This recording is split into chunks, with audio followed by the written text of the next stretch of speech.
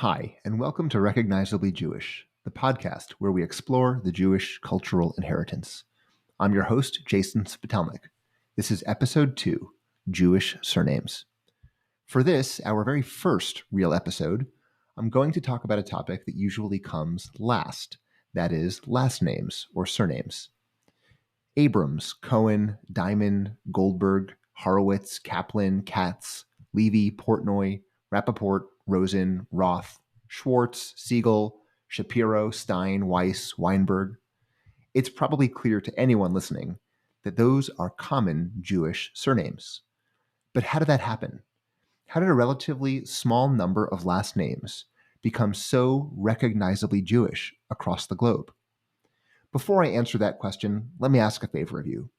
Please rate the podcast wherever you listen, on Spotify, Apple Podcasts, Amazon Music, or elsewhere. It really helps promote the podcast to a wider audience. You can find links to our social media on our website, www.recognizablyjewish.com. And if you like the podcast, please share it on your own social media and directly with your friends, families, and Jewish communities. With that out of the way, let's dive in. Part 1. Ancient History. The widespread adoption of Western-style hereditary surnames by Ashkenazi Jewish communities didn't happen until around the turn of the 19th century. That's only around 200 years ago. Before we get there, we have to spend some time on what came before that. Ancient religious texts shed light on Jewish naming conventions during antiquity. The earliest books of the Hebrew Bible generally don't use surnames of any kind, instead referring just to given names like Abraham, Isaac, Jacob, and Moses. In later portions of the Bible and throughout the Talmud, the most common naming convention is the patronymic. Patronymic, from the Greek words for father and name, refers to a name derived from one's father's given name. In Hebrew, that typically takes the form first name Ben, father's name for men, and first name Bat, father's first name for women. So a man might be called Caleb ben Elijah, and his sister might be called Sarah bat Elijah. By definition, patronymics, which refer to an individual's father, are not hereditary. That is, they attach to a particular person rather than to a family, and they aren't transmitted from parent to child. In Talmudic and New Testament times, there are also signs of Jewish last names based on places of origin. The modernized name Mary Magdalene, for example, refers to Mary of Magdala, with Magdala being an ancient Jewish city in the Galilee. The patronymic and place-based naming conventions seen in ancient texts persisted for a very long time, with only occasional modification. For instance, during the Babylonian exile, beginning in the 7th century BCE, the word bar was often substituted for ben in male patronymics. We see that in well-known Talmudic names like Hanina bar Hama and Rabbah bar Nachmani.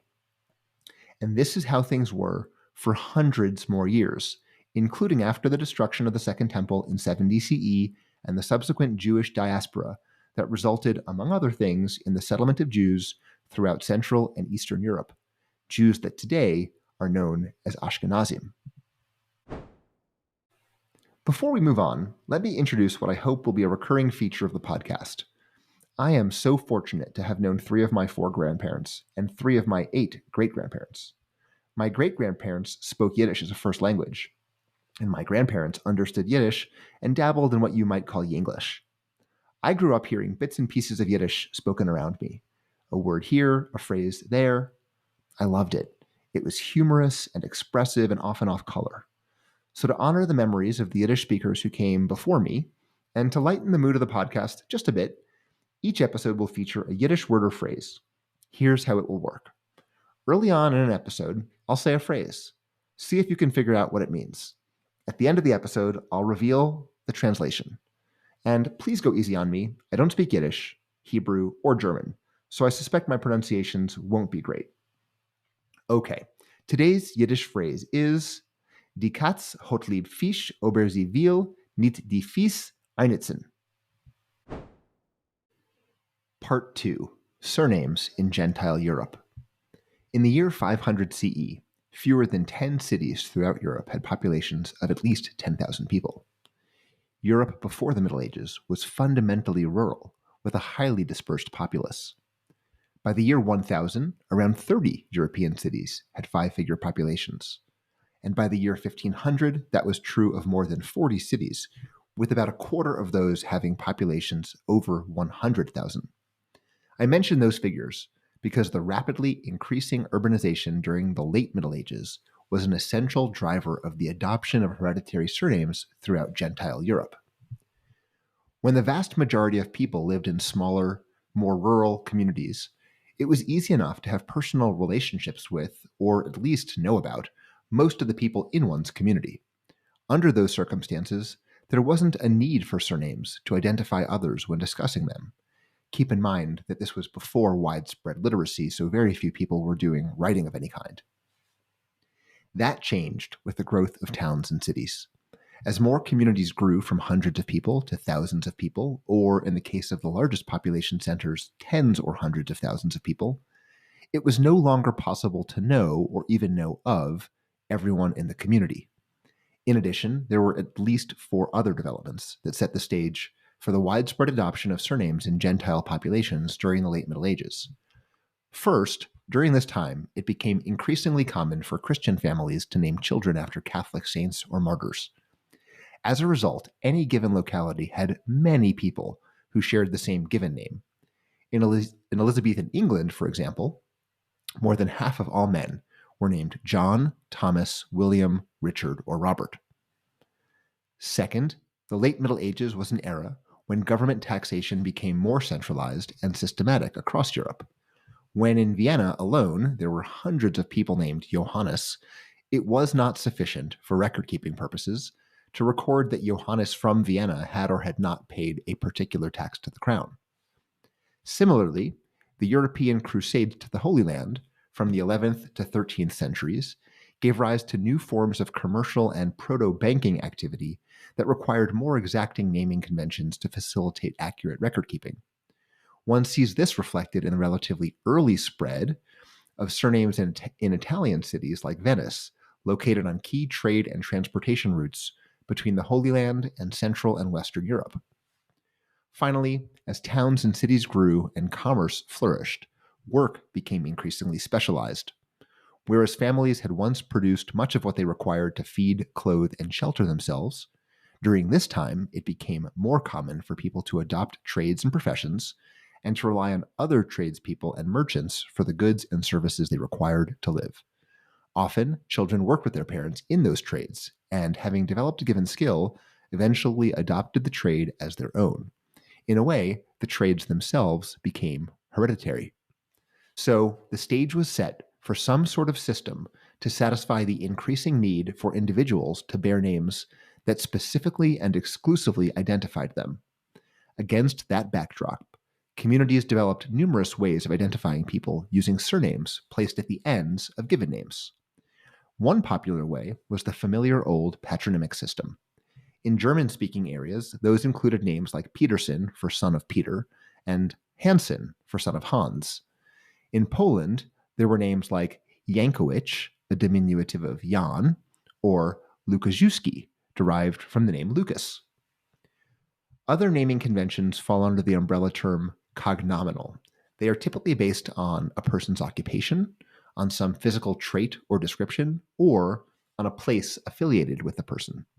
So in Germany, you had occupational surnames like Becker for a baker, Fischer for a fisherman, and Schmidt for a smith. And you had Kowar for blacksmith in Czech-speaking regions, and Kowalski also for blacksmith in Polish areas. Those are occupational names. Descriptive cognominal surnames included names like Klein, Lang, and Kraus in German-speaking areas, which meant small, tall, and curly-haired. And those sorts of descriptive naming practices existed throughout Europe. Finally, habitational or toponymic surnames are names that reference locations. In Poland, those included Wachowski, which indicated that a person came from the village of Warsaw. And in Germany, you had Bayer, for a person from Bern, which is German for Bavaria. I want to note something important in this overall history. When surnames first evolved, they were similar to earlier patronymic practices in that they were not hereditary. A surname would describe an individual, and that same description didn't always apply to, and therefore didn't always pass on to, the individual's children. What's more, surnames weren't even fixed. A cognominal surname might change over time as one moved or changed professions. And it wasn't unheard of for a person to use different surnames simultaneously. Over time, however, it became common practice to fix surnames not just for the duration of a person's life, but also as a patrilineal hereditary practice. Some scholars associate this process with mandates by Catholic and Protestant church bureaucracies that local churches maintain records of baptisms, weddings, and other rites. Those requirements developed in or around the 16th century, and certainly around that time, hereditary surnames became more widespread throughout Gentile Europe. This is a new podcast, and we don't yet have advertising, so I want to take a moment to shout out a local business I love instead. It probably won't surprise you that Denver isn't exactly a hotbed of Jewish cuisine, but there are exceptions. My personal favorite is Zadie's Deli and Bakery. The menu is sure to remind you of the classics you love, from pastrami sandwiches to latkes to matzo ball soup. And it's a great place to eat and kibitz with fellow members of the community. Check them out at zadiesdeli.com. That's ZAIDYS deli.com. Part 3. The Adoption of Surnames by Ashkenazi Jews. During most of the Middle Ages, Ashkenazi Jews lived largely isolated lives outside of major population centers. Jewish birth records were not common at the time, but some surviving documents from the era reflect continued use of patronymics, as well as some place-based names. Often, government or other official records identify no last name for Jewish residents. Sometimes, the notation is simply accompanied by something like the Jew. It wasn't until the end of the 18th century and the beginning of the 19th century that hereditary surnames became widespread among Ashkenazi Jews. And that, like so much of Jewish history, was not always by their own choosing. In 1787, Habsburg Emperor Joseph II promulgated an edict ordering Jews to assume permanent German-sounding family names. Similar edicts followed elsewhere, including by Napoleon Bonaparte and in Russia. The edicts and regulations were intended to facilitate the levying of taxes and the conscription of soldiers, but in hindsight are also recognized as attempts to civilize or assimilate Jewish communities. While some Jews welcomed the opportunity to assimilate, many resisted the adoption of fixed hereditary surnames that did away with age-old Jewish traditions. Nevertheless, over time, Ashkenazi Jewish populations, like their Gentile neighbors, ended up with largely Western-style surnames that became true family names. There is a popular story about how surnames were assigned after Joseph II's edict. The story goes that government agents charged Jews high prices, essentially bribes, for registering desirable-sounding names. By extension, according to this story, there were poor Jews who couldn't pay, who received undesirable names like Sauls for salt and Schmaltz for grease. As colorful as the story is, it doesn't appear to be true. Instead, to the extent names were assigned rather than adopted, the government did so by combining a set of common German prefixes and suffixes into names and assigning them to families essentially at random. These prefixes and suffixes included gold, silber for silver, Eisen meaning iron, rose, blum meaning flower, wine, Weiss for white, Roth meaning red, Stein for stone, Berg meaning mountain, Feld for field, Thal meaning valley, and Baum meaning tree. That resulted in names like Goldberg, Weissbaum, Rosenthal, Blumfeld, Weinberg, and Silberstein, names that today are recognizably Jewish. In other cases, Jewish families adopted patronymics modified to fit the local vernacular, leading to German Jewish names like Mendelssohn and Isaacson, and Slavic Jewish names like Abramovich and Aronoff. In certain places, unique local customs contributed to Jewish naming practices. For example, in Frankfurt, street numbers didn't exist, but people did place pictorial signs on their houses to identify them. Jewish families sometimes adopted surnames based on the pictures on or the appearance of those signs. Names like Nussbaum, which means nut tree, or Rothschild, which means red shield. Another popular approach was to use a name based on a Jewish family's tribal lineage.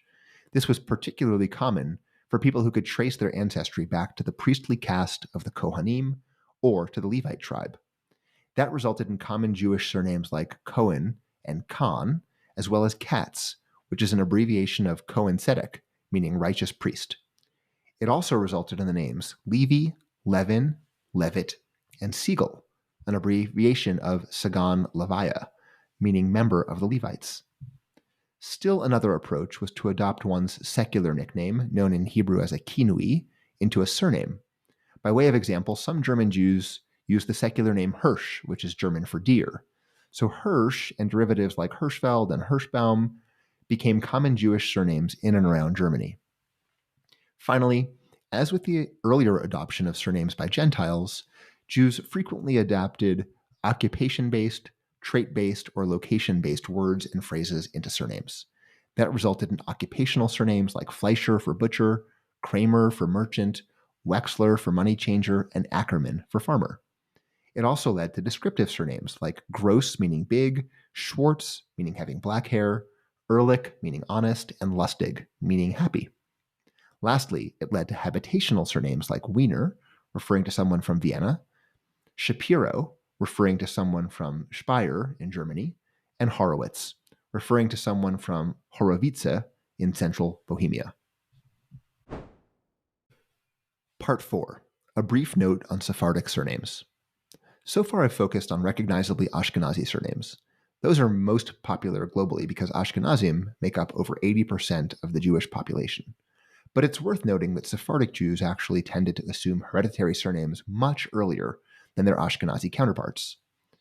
Unsurprisingly, the names were created using similar sources and inspirations, including occupational names like Chalfan for money changer, and habitational names like Cardozo, referring to a person from Cardoso in Spain. In one famous instance, a name combined both an occupation, Rofa for doctor, and a location, Porto, a city in Portugal.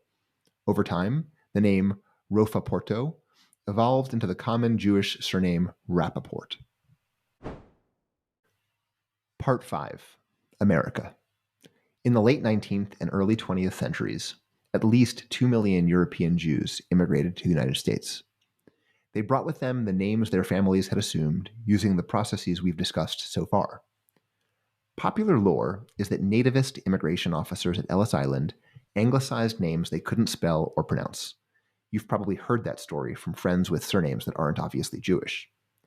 As it turns out, the story of Ellis Island name changes is a complete myth. There are two excellent sources on this. The first is Kirsten Vermeglich's 2016 book, A Rosenberg by Any Other Name. The second is Dara Horn's 2021 book, People Love Dead Jews. Both are linked in the show notes. Both books discuss the actual process that took place at Ellis Island. First, it wasn't the case that the inspectors anglicized European names because they couldn't understand them. Indeed, immigration inspectors were fluent in multiple languages, and additional translators were always available. Second, the disembarkation interviews were lengthy, often lasting half an hour. They weren't quick passport checks like the one you'd experience at an airport today. Finally, to the extent names were written down at Ellis Island at all, they were taken from ships' manifests compiled at ports of origin, and those manifests were based on passports and other official documents. So if names weren't changed at Ellis Island, why are there so many Jewish Americans with non-Jewish names like Landis, Robbins, and Green? Vermeglich analyzes New York City civil court records from the 1920s, 30s, and 40s, documenting that roughly 2/3 of name change petitions at the time were related to Jewish-sounding names. Affidavits from those petitions reflect Jewish immigrants testifying that their names are foreign-sounding, cumbersome, or difficult to spell or pronounce, and that they needed more American-sounding names to get jobs and prevent their children from being bullied in school. These people didn't stop being Jewish. They weren't rejecting their Jewish roots. They were simply doing what it took to succeed in their new homeland. And so by order of New York's civil courts, Lefkowitz became Landis, Rabinowitz became Robbins, and Greenberg became Green. Dara Horn offers an explanation for how the Ellis Island legend, which has no basis in truth, became so pervasive. She traces a history of what she calls founding legends that Jews create and pass down when they arrive in a new place after being exiled. Horn posits that it would have been heartbreaking for Jews to tell their children the truth, that they changed their own names because of private but pervasive anti-Semitism. Doing so would have implicated not only the vulnerability of the name changers, but also the mythos of America as a welcoming community. It was easier just to blame a handful of nativist immigration inspectors, and so the myth became the founding legend for the Ellis Island immigrant generation. Part 6. Israel. The other place where European Jewish surnames were altered in large numbers is Israel. That happened throughout a process known in English as Hebraization, or Ivrut in Hebrew. The basic idea is that many diaspora Jews emigrating to Palestine in the late 19th century and early 20th century sought to erase traces of the familial diaspora experience, including the non-Hebrew surnames that had been imposed on their recent ancestors. This was closely connected to the Zionist project of reviving the Hebrew language more generally. To use one famous example, David Ben-Gurion, who was born in Poland with the name David Green, adopted his Hebrew surname around 1910, a few years after making Aliyah. About a decade later, Ben-Zion Milikowski, also from Poland, emigrated to Palestine and adopted the compound Hebrew surname Netanyahu, a name he passed on to his son, Benjamin. In 1944, the Jewish National Council formalized the then common practice of Ivrut by publishing a booklet containing guidelines on the creation of new Hebrew surnames. The guidelines included, among other things, suggestions to change vocalizations, so that names like Lieb became Lev. They also proposed creating patronymic names to honor relatives killed in the Holocaust, names like Ben Moshe and Bat Miriam. Many people simply did the best they could to translate their non-Hebrew names into Hebrew, such as changing Goldberg to Har Zahav, meaning Gold Mountain in Hebrew.